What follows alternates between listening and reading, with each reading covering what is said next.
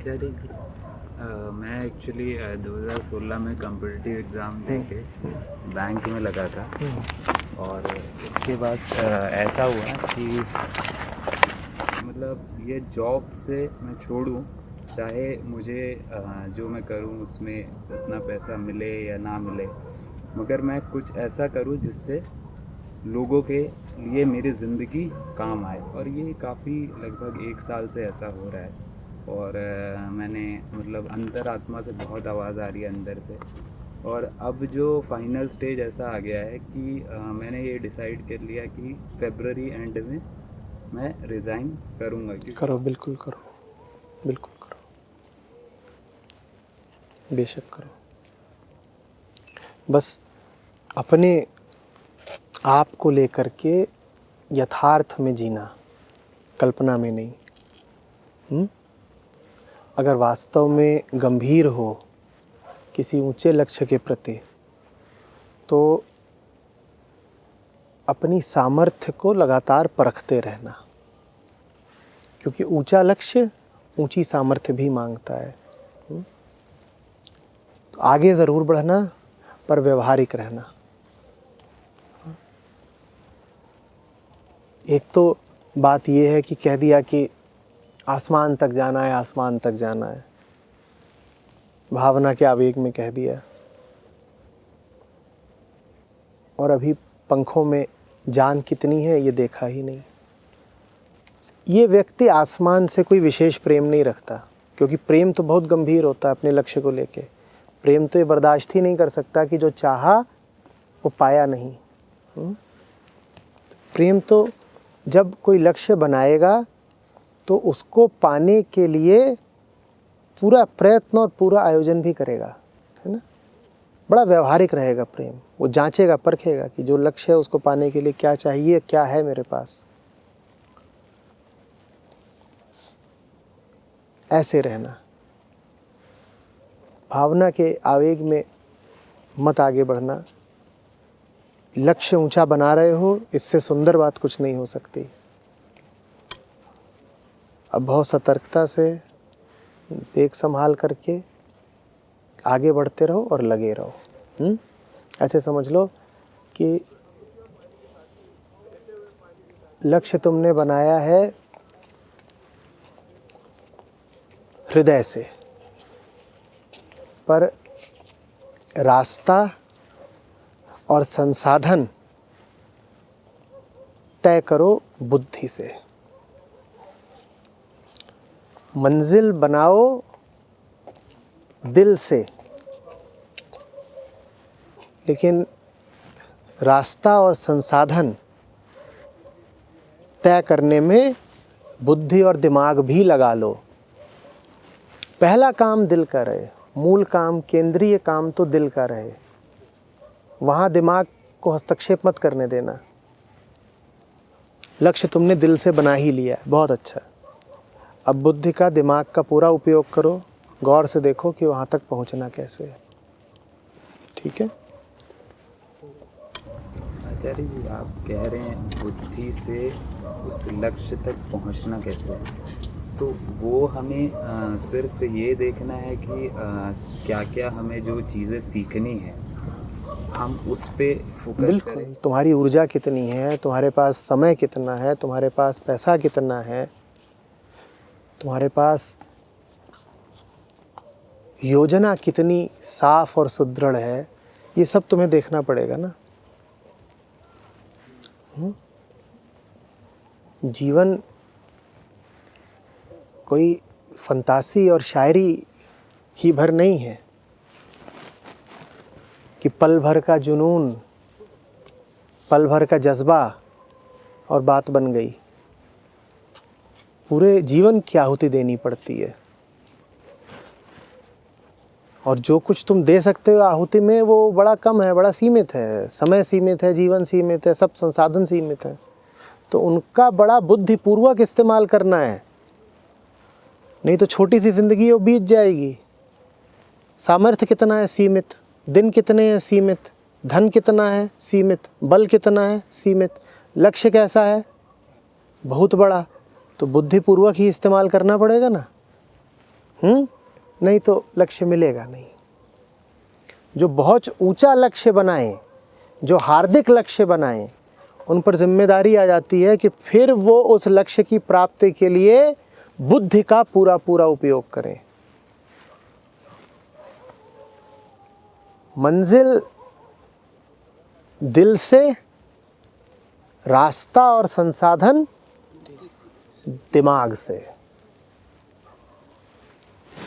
उल्टा मत चल देना कि मंजिल निकल रही है दिमाग से। ज़्यादातर लोगों की तो मंजिल ही दिमाग से निकलती है, उन्हें कभी चैन नहीं मिलेगा।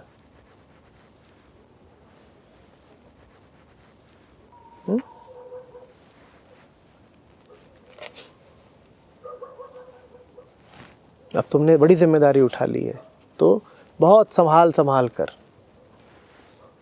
भावना से बिल्कुल परे हटकर, बड़ी सतर्कता के साथ। हाँ, ये नहीं कि खून के उबाल में कोई काम कर गए। एक एक कदम देख समझ के उठाओ और तुम्हें सफलता मिले। जो लोग ऊंचे काम का बीड़ा उठाएं, उनके लिए और अनिवार्य हो जाता है कि अब वो बहुत सतर्कता पूर्वक चलें। तुम इसी सड़क पर दौड़ लगा दो, तुमको वहाँ सामने तक जाना है, तो तुम सतर्क हो या नहीं हो कोई बहुत फ़र्क नहीं पड़ता। पर तुम एवरेस्ट पर चढ़ाई कर रहे हो तो बहुत सतर्कता चाहिए। एक भी कदम बेहोशी या सावधानी में मत रख देना। तुमने अब बड़ा लक्ष्य बनाया है, बिल्कुल ध्यान के साथ, एकजुट होकर, पूर्ण निष्ठा से अपने लक्ष्य की सेवा में लग जाओ। ये बातें आचार्य समझ में आ गई, लेकिन ये छोड़ना समझा दो हमें तो बस। मैं कह ही नहीं रहा छोड़ दो, कुछ नहीं छूटता जब तक कि कुछ उससे बहुत बड़ा तुम्हें खींचने न लग जाए। नहीं तो छोड़ोगे भी ज़बरदस्ती, छूटेगा नहीं। इतने लोग कोशिश करते हैं त्याग की, वैराग की, कहाँ हो पाता है। प्राप्ति अगर नहीं हो रही है तो त्याग बड़ा मुश्किल है। प्राप्ति करती चलिए, त्याग सहज हो जाएगा। दोनों साथ साथ चलेंगे। फिर प्राप्ति तो त्याग होगा, और त्याग होगा तो और प्राप्ति होगी, फिर दोनों साथ साथ चलेंगे। पहले रहता था कि बैंक के कर देंगे, या फिर एसएससी की प्रिपरेशन कर रहे हैं, या फिर कुछ और कर रहे हैं, तो ये और कुछ नहीं तो ये कर रहे हैं। इस बार ये नहीं पता है कि हम आगे जाके क्या एग्जैक्टली मतलब बिजनेस है, या किस तरीके से हम जो एक माध्यम है वो क्या होगा, वो कुछ नहीं पता है। सिर्फ यही पता है कि मैं ये चीज़ें सीखूंगा और किसी तरीके से लोगों तक पहुंचाऊंगा। बुद्धि, जब उन छोटी छोटी चीज़ों को हासिल करने के लिए भी इतनी अक्ल लगानी पड़ती थी, वो सब प्रतियोगी परीक्षाएं जिनका भी तुमने नाम लिया, बैंक, एसएससी वगैरह, वो सब उस लक्ष्य के सामने बहुत छोटी हैं जो तुमने अब तय किया है। लेकिन उन छोटे लक्ष्यों को भी हासिल करने के लिए याद करो तुमने कितनी बुद्धि लगाई, पूरी अक्ल लगाई ना। तो जब छोटे लक्ष्यों के लिए उतनी अक्ल लगती है तो महालक्ष्य के लिए कितनी लगेगी। तो जी तोड़ श्रम करना पड़ेगा, खोजबीन करनी पड़ेगी, दौड़ धूप करनी पड़ेगी, बड़ी मेहनत।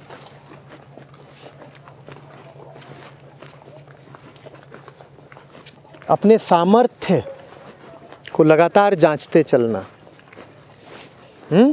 लगातार। सामर्थ्य में कमी नहीं होनी चाहिए। संकल्प, संवेदना बहुत मजबूत बने रहने चाहिए। उनके बिना कोई ऊंचा लक्ष्य हासिल नहीं होता। आचार्य जी, ये सामर्थ्य की जो आप बात कह रहे थे, तो वो किस तरीके से, मतलब बेटा बहुत भौतिक तरीके से, बहुत भौतिक तरीके से। किसी काम में 10 रुपए लगने हैं, तुम्हारे पास 2 ही हैं, तो साफ साफ स्वीकार करो कि मेरे पास 2 ही हैं। जब मानोगे कि 2 ही हैं और मेरा सामर्थ्य 2 तक ही सीमित है, तब तो जाकर के बाकी 8 का इंतज़ाम करोगे ना। तो अपने सामर्थ्य को लगातार जांचते चलो कि कितना चाहिए और कितना है, और उसमें जो अंतर हो, जो डिफरेंस है, वो तुम्हारी मेहनत को भरना होगा। जोश पूरा चाहिए पर सक्रिय जोश नहीं। एक बारगी उबाल खाकर जो ठंडा हो जाए, ऐसा जोश नहीं। ऐसा जोश चाहिए जिसमें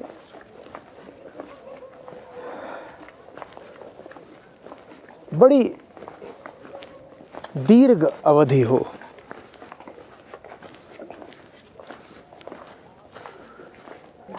दीर्घायु जोश चाहिए।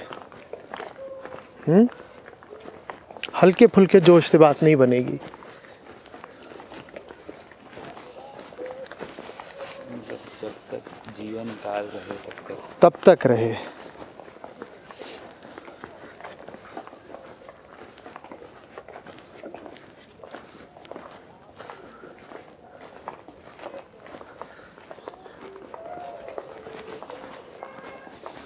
आम तौर पे हम जिसको जोश कहते हैं,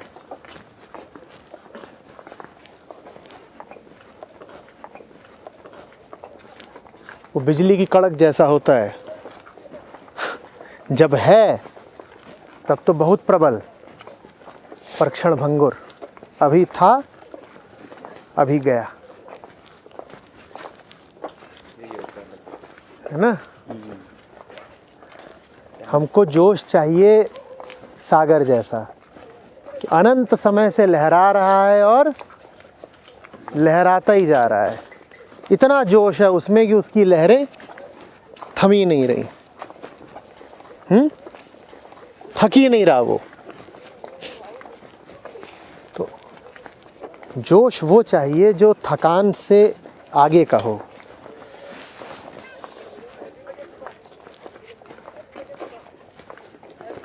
तूफान जैसा जोश नहीं चाहिए, क्योंकि तूफान कितने भी प्रबल हों, आते हैं और चले जाते हैं।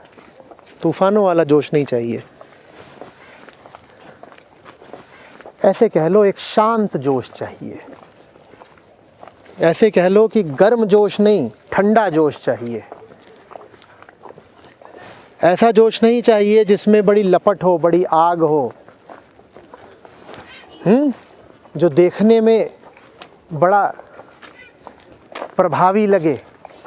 ऐसा जोश चाहिए जो करीब करीब अदृश्य हो, पता भी न लगे कि जोश है, और अंदर ही अंदर सुलगता रहे। उसकी मियाद फिर बहुत लंबी होती है।